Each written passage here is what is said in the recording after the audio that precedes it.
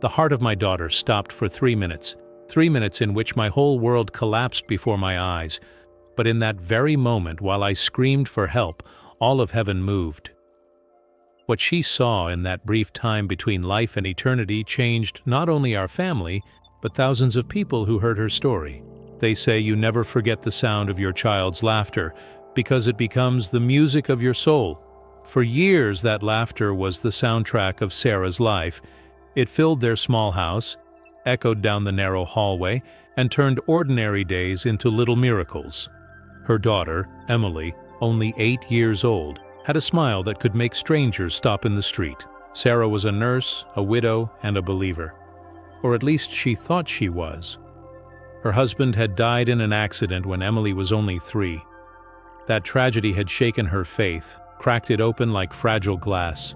She still went to church, still said grace at dinner, but her prayers had grown quieter, shorter, emptier. Faith, for her, had become a habit of survival, not of trust. But Emily was different.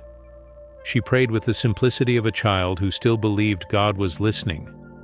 Every night she would fold her small hands and whisper, "Thank you for today, Jesus," as if the creator of the universe were sitting right beside her, listening. That night, like so many others, Sarah tucked her in, kissed her forehead, and turned off the light. Neither of them knew it would be the last ordinary night of their lives. The morning came soft and gold, sunlight spilling through thin curtains. Sarah was making breakfast, humming without realizing it. The smell of toast filled the kitchen. "Emily," she called, smiling. No answer. She laughed quietly. "Still asleep, huh?" When she entered the room, the smile fell from her face. Emily was sitting on the edge of the bed, pale as the sheets, her small hand pressed to her chest. Her lips trembled. "Mom, my heart hurts." Those were the last words she spoke before her eyes rolled back and her body collapsed onto the floor. The world froze. The sound of the spoon falling from Sarah's hand seemed louder than thunder.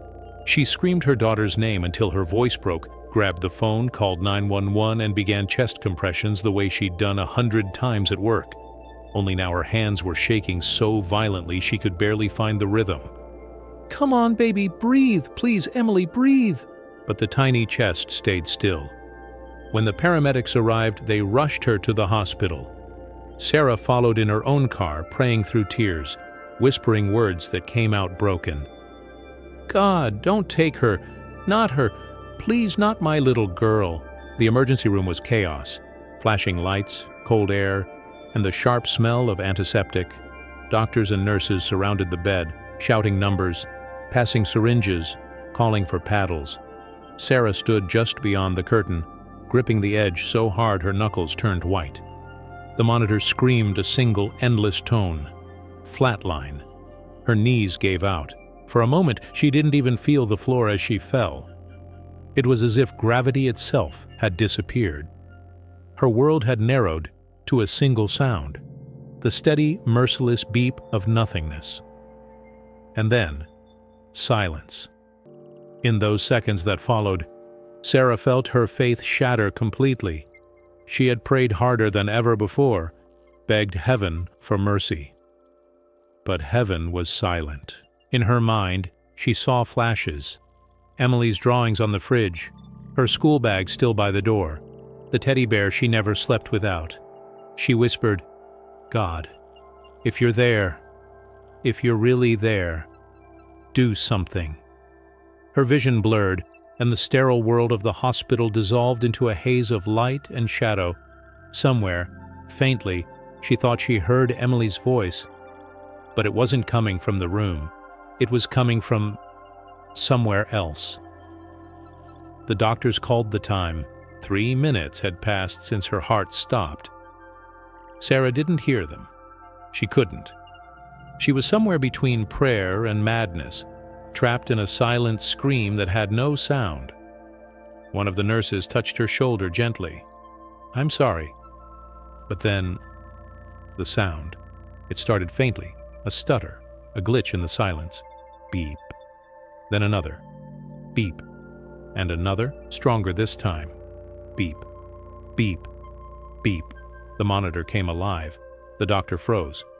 "We've got a rhythm." Sarah's head jerked up. "What?" Nurses rushed in, voices overlapping. "She's breathing. Pulse returning." Sarah stumbled toward the bed, her tears falling faster than she could wipe them. Emily's eyelids fluttered. And for the first time since that morning, Sarah saw the faintest movement, a small trembling hand reaching out. What happened in the next few seconds would be studied, discussed, and disbelieved for years. But for Sarah, there was no science, only awe. Emily opened her eyes. They were different. Not the sleepy, childlike eyes she had closed before, but wide and shimmering, filled with something no 8-year-old should carry. Peace, light, and a strange kind of wisdom. "Mom," she whispered softly, her voice almost breaking. "He said you'll help many people." Sarah didn't understand. "Who, baby? Who said that?" Emily's lips curved into a faint, knowing smile. The man in the light. For hours, the hospital buzzed with disbelief. Doctors ran tests, checked charts, shook their heads. No brain damage, no oxygen loss, no explanation. One of the older physicians finally said, "I've seen people come back after seconds, but 3 minutes? That's impossible." Sarah just smiled through tears. Not impossible, just divine. That night, while Emily slept peacefully, Sarah stood by the window of the hospital room, staring out at the city lights. The same stars she'd cursed hours earlier now looked different, brighter, alive, purposeful. Something inside her had awakened. In those 3 minutes of silence, she had lost everything. And in a single heartbeat, God had given it all back. She didn't know it yet, but that miracle was only the beginning. Because Emily didn't just come back to life. She came back with a message, one that would shake the hearts of everyone who heard it. They said her heart stopped for 3 minutes, but for Emily, those 3 minutes felt like forever. Not the kind of forever that terrifies you, but the kind that wraps around your soul like light, where time doesn't exist, and love breathes. The first thing she remembered was silence. Not the absence of sound, but the presence of peace. Then came the light. It wasn't blinding, it was alive. It didn't just shine, it breathed, pulsing softly, like the heartbeat of the universe itself. It carried warmth, comfort, and something far deeper, recognition, as if the light knew her name. Emily didn't walk into it, she was drawn, like gravity, but holy. Her small body, once broken and cold, was now weightless, surrounded by colors that no human eye had ever seen. They weren't just seen, they were felt, and within that light she heard music. Not from instruments, not from voices, but from everything. The light sang, and the song was made of truth. In that brilliance, she began to remember, not her life, not her pain, but love itself. A figure stepped out of the glow, clothed in light that shimmered like liquid gold. She couldn't describe him, but somehow, she knew his name before he even spoke. Jesus. He smiled. It wasn't the kind of smile that ends.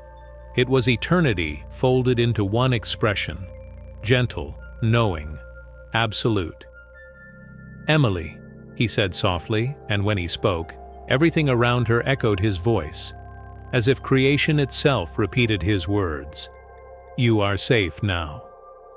Her small hand trembled. Am I dead?" He knelt before her, his eyes radiating love deeper than oceans.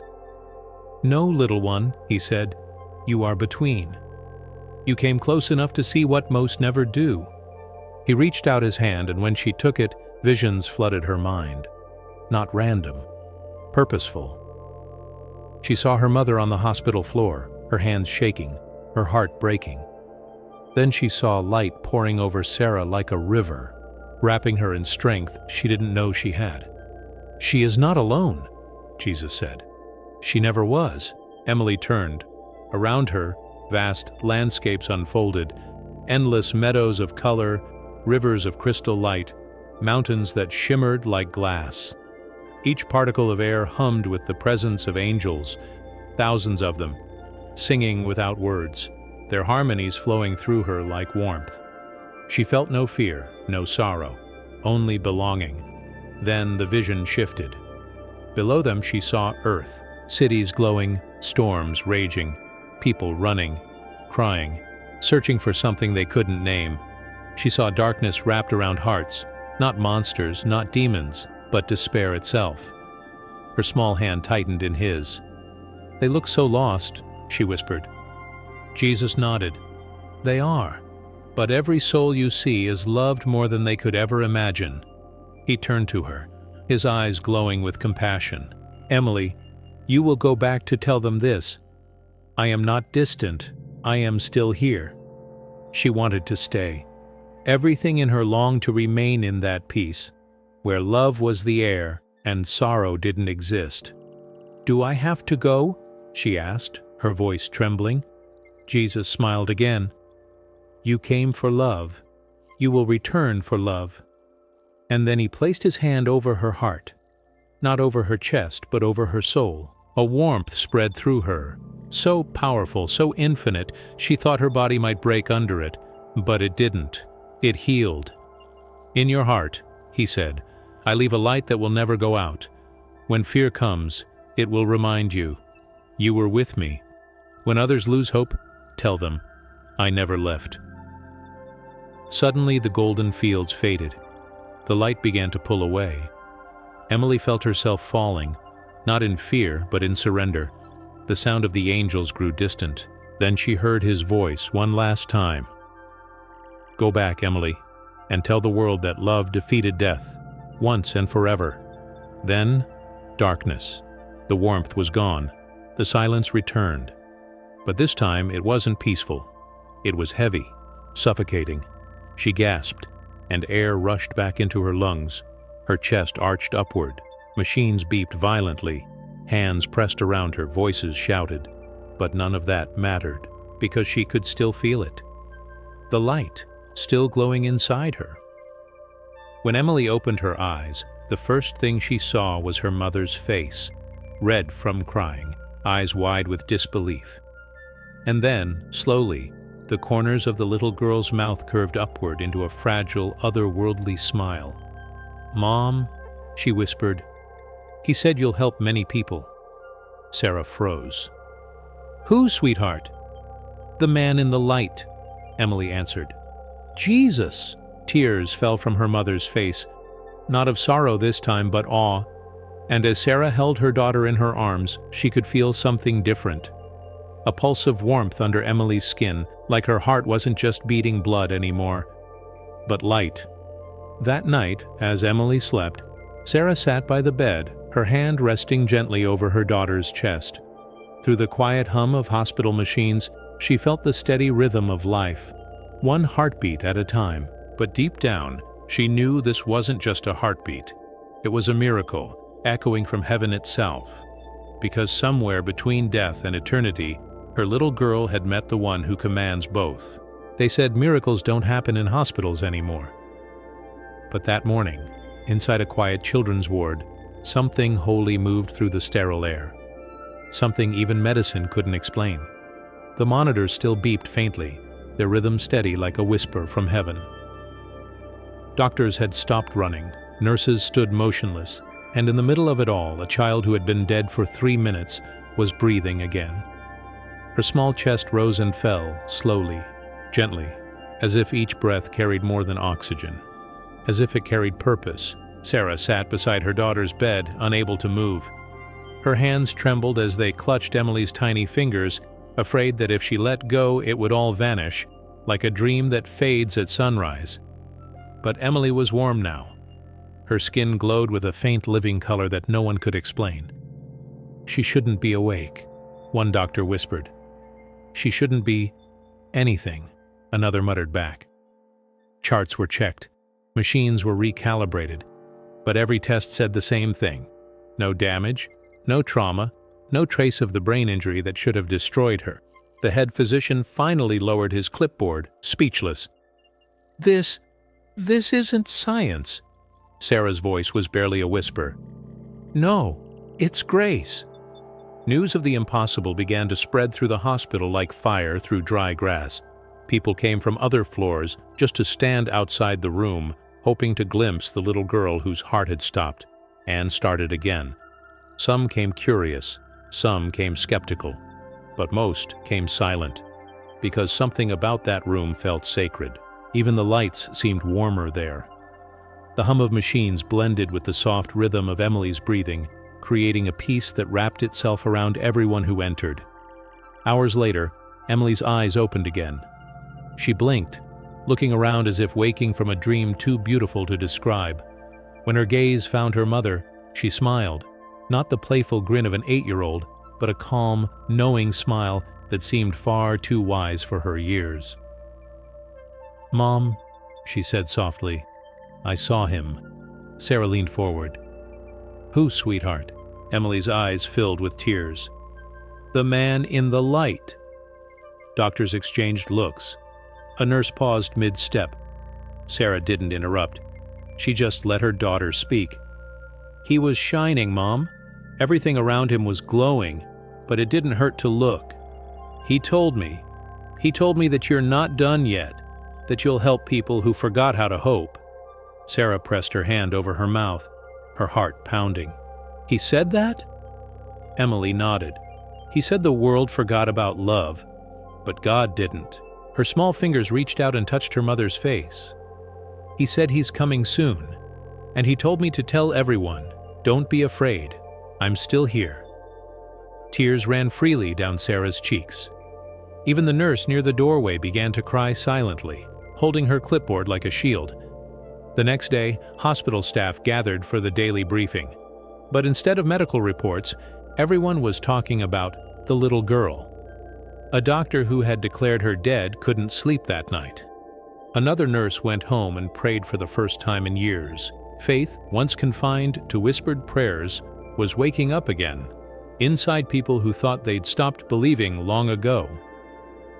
2 days later, Emily was moved out of the ICU. Reporters started calling.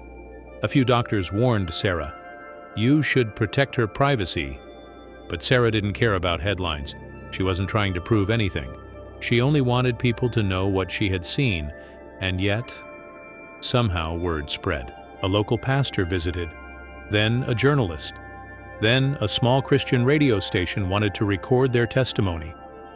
At first, Sarah hesitated, but one night, as she watched Emily sleeping peacefully, she remembered the words her daughter had spoken. "Tell everyone." So she did. They filmed in the hospital chapel, a small room with a wooden cross and flickering candles. Sarah sat beside her daughter, hands folded tightly, voice trembling as she told the story. How her heart stopped. How mine almost did, too. And how God gave us both new ones that day. The interviewer asked, "Do you believe this was a miracle?" Sarah smiled through tears. "I don't just believe it, I live it." When Emily spoke, her voice was steady, pure. "I saw Jesus. He wasn't angry. He wasn't far away. He said to tell everyone that he still loves us, even when we forget him." The man behind the camera lowered his lens for a moment, eyes glistening. It wasn't just a story anymore. It was truth unfolding before him. Within days, the video was everywhere. Television networks replayed it. News anchors debated it. Scientists dismissed it. But the world kept watching, because deep down, something about that little girl's calm, glowing face felt undeniable. Emails flooded in. A woman from Texas wrote, "My daughter has cancer. We watched your story, and for the first time in months, she smiled." A man from Germany said, "I don't believe in God, but when your girl spoke, something in me broke open." Even doctors began to speak quietly among themselves. "If she survived that," one said, "maybe we've been looking at life the wrong way." For Sarah, the attention didn't matter. She wasn't chasing fame. She was following faith. But the miracle didn't just heal her daughter. It began to heal her too. Every night, she'd kneel beside Emily's bed and whisper the same prayer. "Thank you for trusting us with this. Help me never waste it." And somehow, every morning she'd wake up stronger, Not because the pain was gone, but because purpose had replaced it. Weeks passed. Doctors finally allowed them to go home. The day they left, the hospital staff lined the hallway, clapping quietly as Emily walked past, her tiny hand waving, her eyes glowing like sunlight through glass.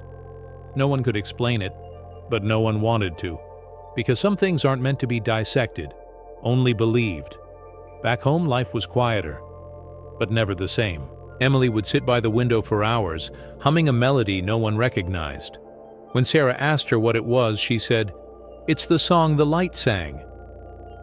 Sarah didn't press her for details. She just listened and cried softly because the tune sounded like hope itself. One evening, while folding laundry, Sarah found Emily's crayon drawings scattered on the table. They were different now, more vivid, more mature. One showed a man in radiant robes standing with open arms. Another showed their hospital room filled with golden light and angels hovering above the monitors. At the bottom, in messy handwriting, Emily had written, "Love never dies." A few weeks later, the hospital chaplain invited them to speak at Sunday service. Sarah hesitated. "I'm not a preacher," she said, but Emily only smiled. "You don't have to be. You just have to tell the truth." So she did. That morning, the small chapel overflowed. Nurses, patients, doctors, families, people who hadn't stepped inside a church in years, filled every seat. Sarah stood behind the pulpit, trembling, clutching the same Bible she had nearly thrown away the day her husband died. She looked at the crowd, took a breath, and said, "I used to think miracles were just stories, until I became one." Silence filled the room, and then applause, not loud, but reverent, like thunder softened by grace. Afterward, a man approached her. He was one of the doctors who had declared Emily dead. His eyes were red, his hands trembling. "Mrs. Collins," he said, "I'm not sure what I believe anymore, but when I saw your daughter open her eyes, something inside me changed. I can't explain it." Sarah smiled gently. "You don't have to explain it, doctor. You just have to let it in." That night, as the moonlight filtered through Emily's window, Sarah wrote in her journal, "God doesn't need witnesses to prove his power. He needs hearts willing to believe he's not done yet." And miles away, in homes they would never visit, people whispered Emily's name. Some prayed again for the first time. Others forgave. A few simply wept, not because they understood, but because they wanted to. The miracle was no longer just theirs. It belonged to everyone who heard it and found a flicker of hope inside their own darkness. In the months that followed, Emily's story became more than an event. It became a movement, small at first, like ripples spreading from a single drop of faith. Churches shared it. Teachers quoted it. Even those who doubted still couldn't forget it, because the human heart, no matter how skeptical, always hungers for heaven. And through it all, Emily remained the same little girl, kind, gentle, curious, except for one thing. Whenever someone asked what she remembered most from the other side, she would smile and say, "The light never left me. It's still here." And somehow, as she said it, you could see it, that faint glow behind her eyes, like a sunrise that never ends. That was the miracle within the miracle. Not just that she came back to life, but that she carried heaven back with her.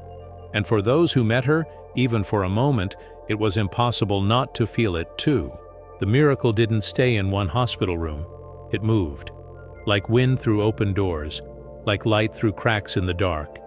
And before long, the world began to whisper the name Emily Collins. At first, it was a small ripple, a video clip from the chapel interview. A trembling mother, a little girl glowing with peace beyond her years. Someone shared it online. Then another person did, then millions. Within days, the story of the girl who died and returned with a message from heaven was on every screen, every phone, every heart that dared to hope again. The clip began with Sarah's voice. "My daughter was gone for 3 minutes, but God wasn't." Then came Emily's soft, steady words. "He told me to tell everyone, Don't be afraid. He's still here. It wasn't staged. It wasn't polished.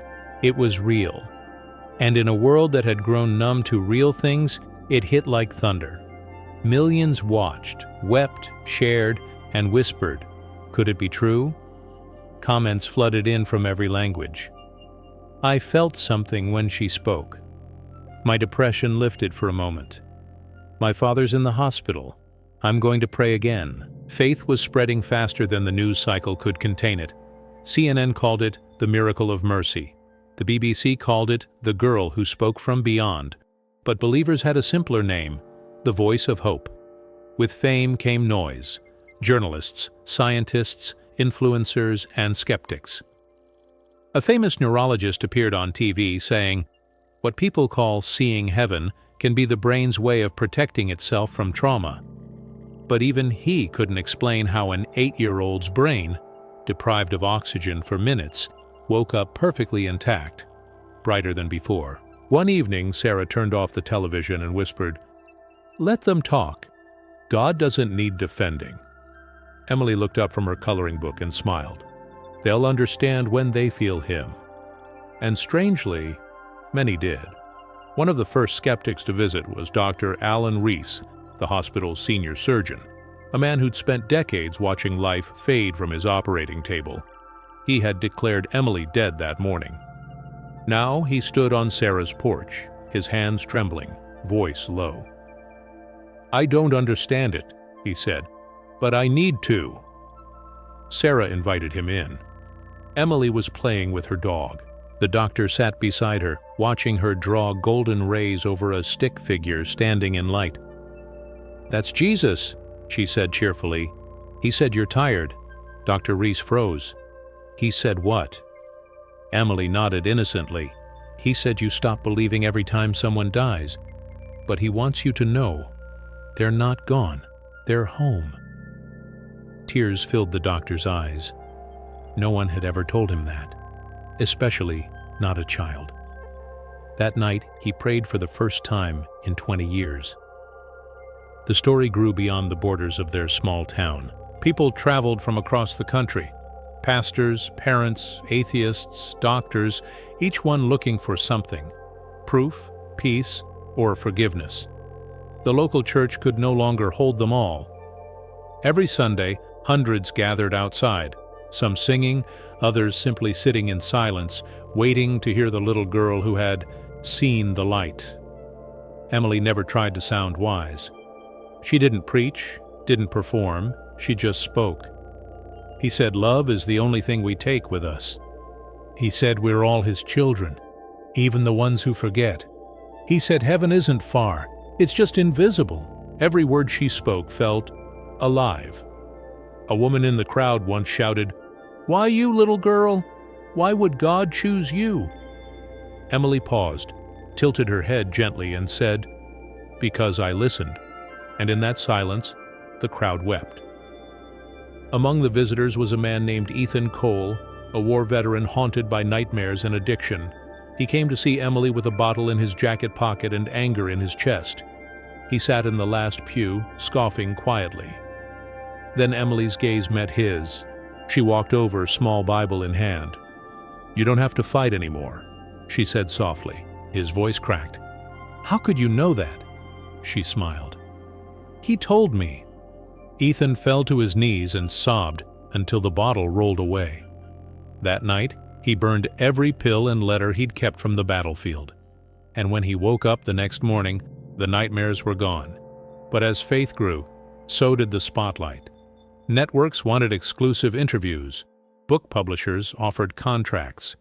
Even a Hollywood producer called, "We want to make a film about the girl who saw heaven." Sarah turned them all down. "This isn't a story to sell," she said. "It's a story to serve." Still, fame has a way of creeping in through cracks of innocence. One afternoon, Sarah found Emily sitting by the window, tears in her eyes. "What's wrong, sweetheart?" "People say I'm lying," she whispered. "They said I'm just pretending." Sarah knelt beside her. "You don't have to prove anything to anyone." "But what if they don't believe what he told me?" Sarah smiled softly. Then we keep loving them anyway, because that's what He would do. Despite the criticism, miracles continued to follow Emily. A cancer patient who touched her hand reported sudden healing. A paralyzed man stood for the first time after praying beside her. Doctors called it psychosomatic. Believers called it God. But Emily never took credit. She'd just say, "I'm not the miracle, He is." Months passed, and the attention slowly became too much. Sarah began to feel the weight, the endless calls, the expectations, the fear of losing the simplicity of what God had done. One night, she prayed through tears, "Lord, why us? We're just ordinary people." And in the stillness of that prayer, she felt it, a whisper deep inside her spirit. "That's exactly why I chose you." The next morning, Sarah made a decision. She unplugged the phone, deleted every media request, and took Emily away for a few days, to a small cabin near the lake. No cameras, no noise, just still water and open skies. There, Emily spent her days feeding ducks and singing little songs she said were from heaven. Sarah listened, realizing she didn't need microphones to hear God, only silence. One afternoon, as the sun melted into gold, Emily asked, "Mom, do you think people forgot what love sounds like?" Sarah looked at her daughter, startled. "What do you mean?" Emily pointed at the sky. "When I was with Him, everything sang, even the light. Down here, people stopped singing. They shout, they fight, they cry, but they forgot how to love." Sarah's eyes filled with tears.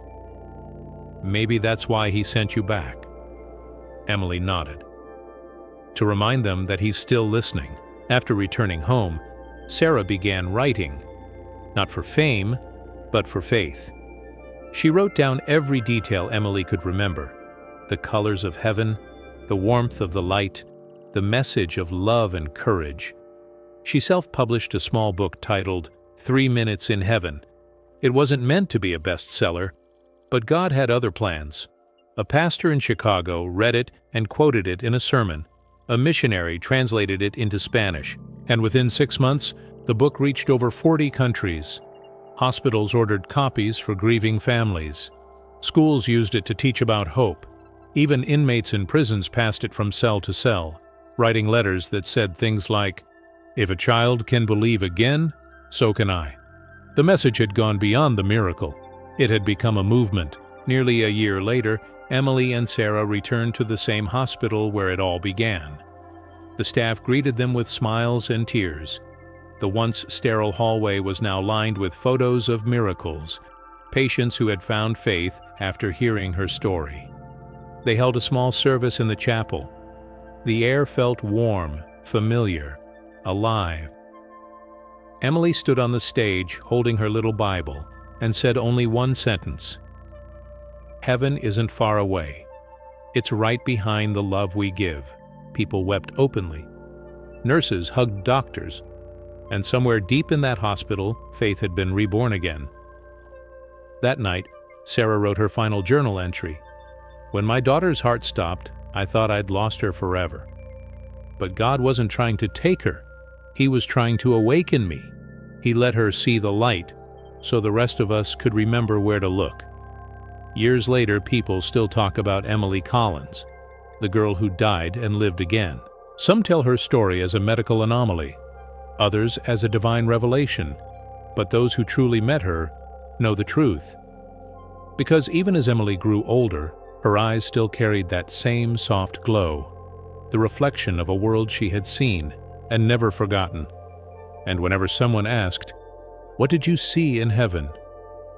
she'd smile gently and answer, "I didn't just see heaven. I brought a piece of it back." And in that moment, no one could doubt it, because they could feel it too. That same warmth, that same peace, that same presence of the God who never stopped loving His creation. The years passed gently, like sunlight through glass. Emily Collins, the girl who once crossed the line between life and eternity, was no longer a child. But wherever she went, light followed. Not the kind that blinds, the kind that heals. At 16, Emily walked with quiet confidence, the kind born not from pride, but from purpose.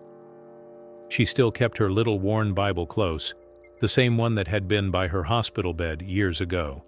The cover was frayed now, its pages softened by thousands of prayers. Her friends admired her, though few truly understood her. They went to parties, she went to prayer meetings, they chased followers, she chased souls. When people asked her, "Don't you miss being normal?" she would smile and say, "If heaven touched you once, you never want to be normal again." Her voice carried the peace of someone who had seen eternity and remembered its sound. Sarah, now a published author and speaker, often watched her daughter in awe. She still remembered that day in the hospital, the machines, the silence, the impossible breath that changed everything. But more than the miracle itself, it was what followed that proved God's hand had never left them. Emily wasn't famous anymore. She was fruitful. Her purpose wasn't in headlines, it was in hearts. Everywhere they went, schools, churches, shelters, prisons, people said the same thing. There's something about her eyes. And they were right. In her eyes was the reflection of the world she'd seen, a world made of love, not fear. When Emily turned 18, she spoke at a youth conference in Dallas. Thousands gathered. Curious teenagers, skeptical parents, weary pastors. The stage lights dimmed. The crowd fell silent. Emily stepped up, holding her small Bible, her voice steady yet gentle. "You don't need to die to see heaven," she said. "You just need to stop living like it isn't real." Her words pierced the air like lightning, and something shifted. Teenagers began crying. Phones were set down, the room filled with raw, holy silence, the kind no concert could ever recreate. She spoke for 15 minutes, but no one forgot a word. By the end of the night, hundreds knelt in prayer, hands raised, surrendering everything they thought mattered. It wasn't a show. It was revival, born from the faith of a girl who had once met God face to face. Months later, Emily received a letter from a missionary in Uganda. He wrote, "Your story reached a village where no one owns a phone. Someone read your words aloud, and an entire community gave their lives to Christ." Another came from Japan. "My son tried to end his life. We showed him your video. Now he leads worship at our church." And another from a prison chaplain in Brazil. "The inmates call you Little Angel.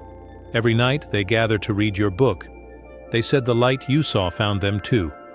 Sarah wept, reading them aloud. "See, honey, you didn't just come back for me," she said. Emily smiled.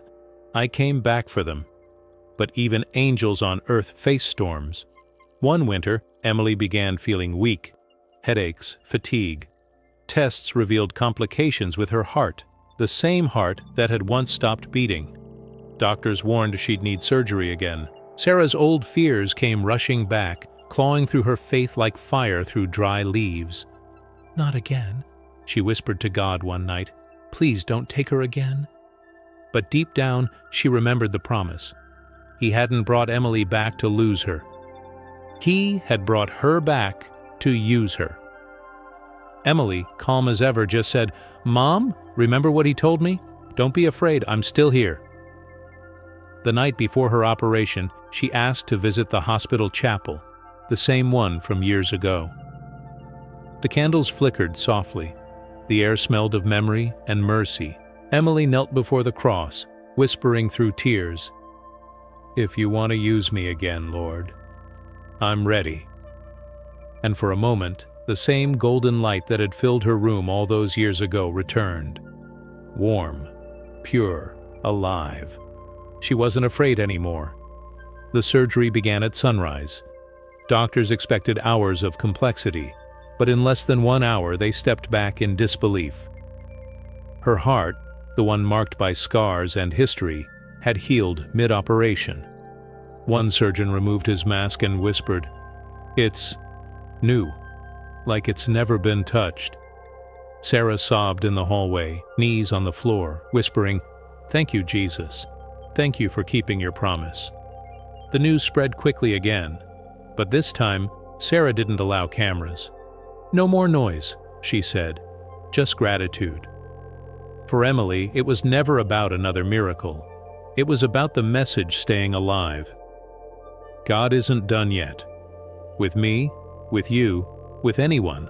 5 years after her first miracle, a global event was held in New York City, the Night of 10,000 Candles. People from every continent came, each carrying one candle lit for hope, healing, and faith. Emily, now 23, stood on stage before a sea of flickering lights, her voice trembling as she said, "I was gone once, but God brought me back to tell you this. No darkness is too deep for His love to find you." The crowd was silent. Some cried, some raised their candles high. From above, it looked like a field of stars on earth. Cameras captured it, but the true power couldn't be filmed. It was felt. A wind swept through the crowd, gentle, warm, almost divine, and those who were there still swear they heard a faint whisper through the air. "Don't be afraid. I'm still here." Years later, when Emily finally stepped out of the spotlight, she didn't fade away. She shone brighter in silence. She married, became a mother, and lived quietly in the countryside. But people never stopped writing to her.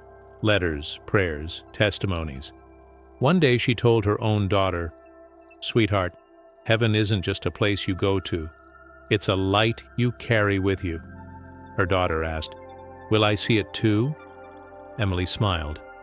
"You already do. Every time you love." When Emily passed away peacefully at the age of 64, the world mourned, but heaven celebrated.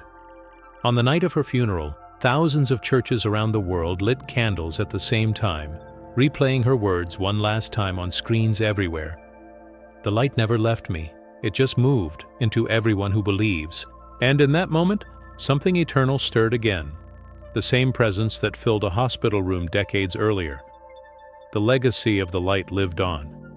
Today, if you walk into a children's hospital anywhere in the world, you might see a photo of a smiling little girl with bright eyes and a glowing face. Underneath it, a plaque reads, "Emily Collins, the girl who reminded the world that heaven never left." Doctors still tell her story to grieving parents. Teachers still quote her words, and those who once felt too broken to pray now whisper again, "Don't be afraid. He's still here." The world forgot many things, but it never forgot her light, because when God chooses one small life to carry His love, He doesn't just change a story, He changes eternity.